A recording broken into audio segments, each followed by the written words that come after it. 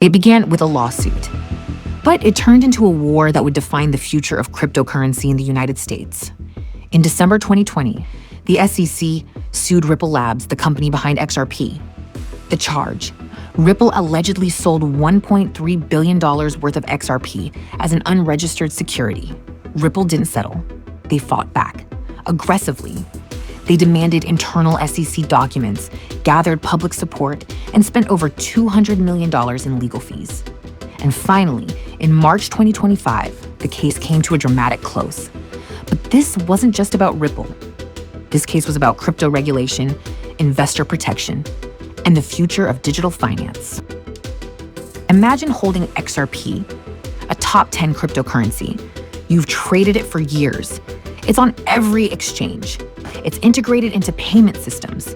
Then the US government steps in and says, that token is illegal, exchanges delist it. The price crashes from 58 cents to 21 cents in just days. A staggering 63% drop. And suddenly, the crypto industry is on high alert. But the story didn't start in 2020. It begins much earlier. XRP was launched in 2012, designed for fast, low-cost cross-border payments. Unlike Bitcoin, XRP wasn't mined. It was pre-mined, and Ripple Labs held over 50% of the supply. By 2018, XRP hit an all-time high of $3.84, making it one of the most valuable tokens in the world. That caught the attention of regulators. Former CFTC Chairman Gary Gensler, before becoming SEC Chair, warned that XRP looked like a security. Meanwhile, SEC Director William Hinman declared that Ethereum is not a security due to decentralization. But XRP, the SEC said nothing. Then, just before Christmas 2020, as a new administration was coming in, the SEC filed a lawsuit. They accused Ripple CEO Brad Garlinghouse and Executive Chairman Chris Larsen of raising $1.3 billion in an unregistered securities offering. The reaction was immediate and brutal. Within 48 hours, XRP lost over 60% of its value. Major US exchanges like Coinbase, Binance US, and Kraken delisted XRP. Investors panicked. Social media erupted, but Ripple stood firm. They argued that XRP was a digital currency, not a security. More importantly, they said the SEC failed to give them fair notice. For years, XRP had been publicly traded. Ripple had met with regulators multiple times, and yet there was no warning until the lawsuit. Followed was a courtroom saga that stretched over 4 years. Ripple's legal team demanded access to SEC internal documents, especially emails tied to the Hinman speech in 2018. In that speech, Hinman said, "Based on my understanding of the Ethereum network, current offers and sales of Ether are not securities transactions."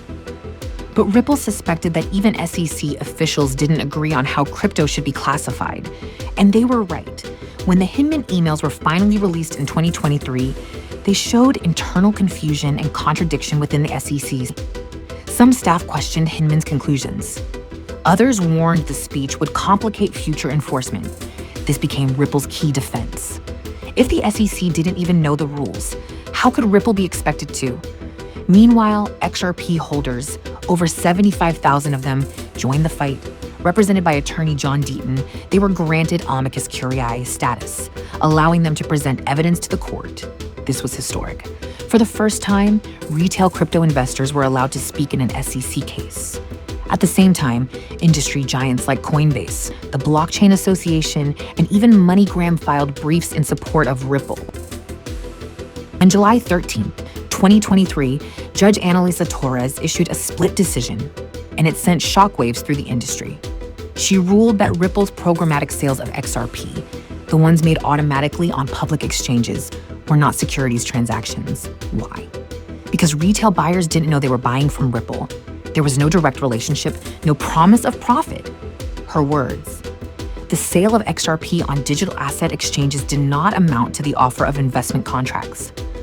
But she also ruled that Ripple's institutional sales of XRP, direct deals with hedge funds and investors, did violate securities law.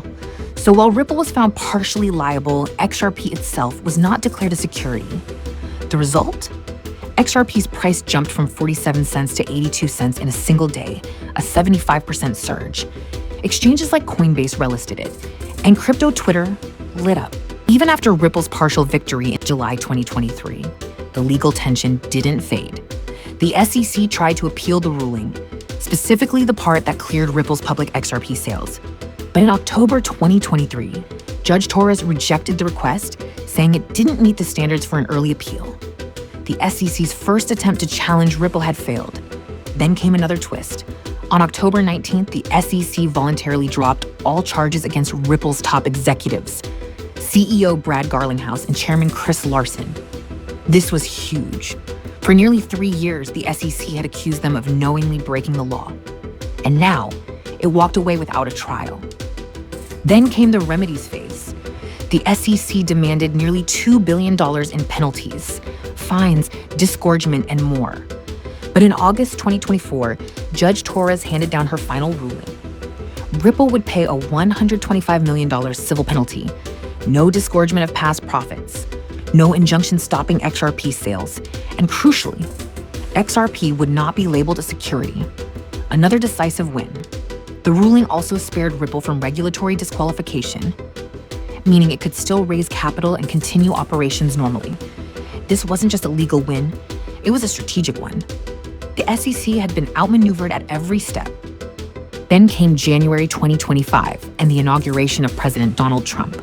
Within weeks, the political winds shifted. Under the Trump administration, there was a growing sentiment that the SEC's war on crypto had gone too far. The pressure to dial back enforcement and focus on innovation started building. Behind the scenes, SEC leadership began reevaluating its high-profile cases. And in March 2025, the final move came. The SEC withdrew its appeal against Ripple completely. No more courtroom battles, no more uncertainty. Ripple declared absolute victory. XRP's price surged again. The crypto industry exhaled. It wasn't just a win for one company, it was a blow to the SEC's aggressive enforcement-first approach to crypto regulation. So what did the Ripple case teach us? That crypto laws in the US remain unclear, that enforcement without clear rules can backfire, and that the courts are now playing a critical role in shaping Web3 regulation. Ripple spent over $200 million to defend itself, but it won clarity, not just for XRP, but for the entire crypto ecosystem.